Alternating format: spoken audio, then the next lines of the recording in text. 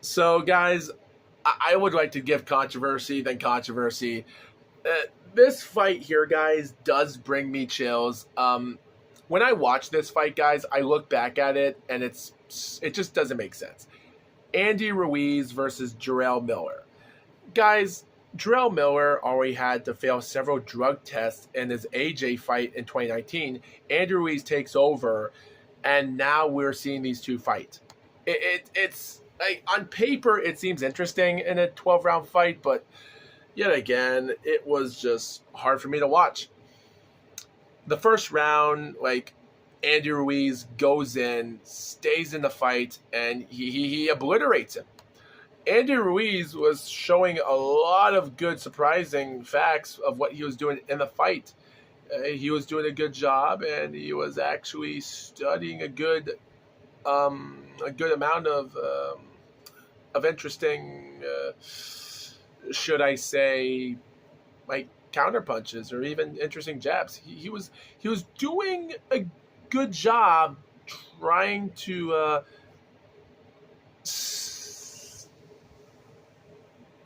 stay in the fight. Like, he was doing an okay job on what he was doing. Only most importantly, it wasn't. I wouldn't say it was a hard, interesting, boring fight, but still, he managed to prove himself. Even after about a few rounds in the fight, he showed himself really good in the first round, throwing good shots and right. He even threw a huge good lightning combination in the first round. There was one moment where Jarrell Miller in round 2 did throw an interesting, huge combination, block him to the ropes in round 2, but Ruiz was already winning out the rounds as he could. Even round 3, Ruiz was just throwing punch after punch in the third round. Even come round 4, he still managed to put in a good effort. But I think after round 4, Ruiz used a lot of his energy. He was doing a good job. Come round 5, Jarrell Miller just come in round 5 in the first 30 seconds of the fight. Miller was now coming into his own work. Like a minute and a half into the fight, he goes on for a whole body shot. He throws punches downstairs. Now he's throwing his own good slow jabs upstairs with his right. He throws a huge couple body shots. It was crazy. At this moment, you can already tell that Ruiz was tired. Like, the first 4 rounds, you think to yourself, now Ruiz can take it easy. Like, he won the first 4 rounds, but yet again, I don't think it was a good idea. Come round 6, Miller was using his own combinations as best he could. He was doing a good job. Like, there was a moment where the commentator stated that Ruiz might have been rocked. And what's even crazy in the 6th round, what made things entertaining in the 6th round, that Jarrell was throwing out by punch after by punch, and then when the bell rang, ding ding, he just throws this punch out of nowhere. You can see part of his spit coming out of Ruiz. It was scary, and it showed. And there was this random guy with a black suit comes out of the ring after the bell ring? ? So, but yet again, all those guys came in with black suits. But for the reason why that guy came in the black suit, even realizing the bell rings, because you think to yourself, why should you have those people enter the ring in the first place? Because, like, guys, imagine if Jarrell Miller threw that right uppercut like he did to Ruiz, and Ruiz went down, and then the bell rang, and that guy stepped into the ring. You think to yourself, maybe you should be careful, because the round is not over because the referee's counting. So I think that's a problem we have to be careful of. Those people that enter in the ring have to be careful, because we don't want to have a situation where a guy in the 11th round got knocked out and the referee was about to count, but he pushed his trainers away because his trainers thought the round was over, but his fighter fell down, but the bell rang for round 11, but he was already down before the bell rang.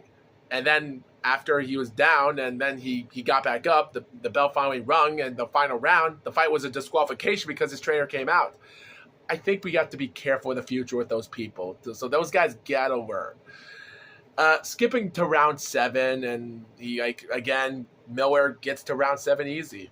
And round 8, Ruiz did actually put in an interesting effort. I was actually surprised because I actually thought Ruiz actually did do a little bit of interesting work in round 8.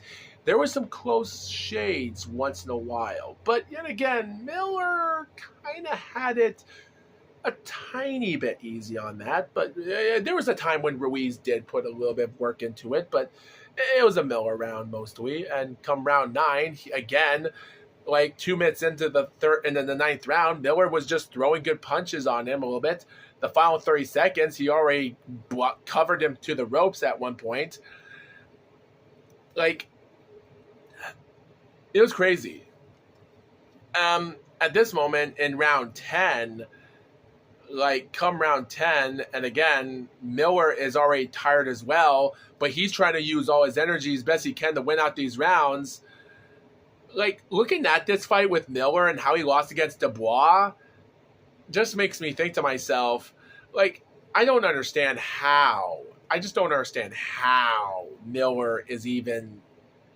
I just don't know. Come 11th round, again, Andy Ruiz is already trying to throw punches. And at one point in the final 30 seconds of the fight, Ruiz throws this amazing right punch out of nowhere, throws a great shot. And he actually did put some good work into him in the 12th round.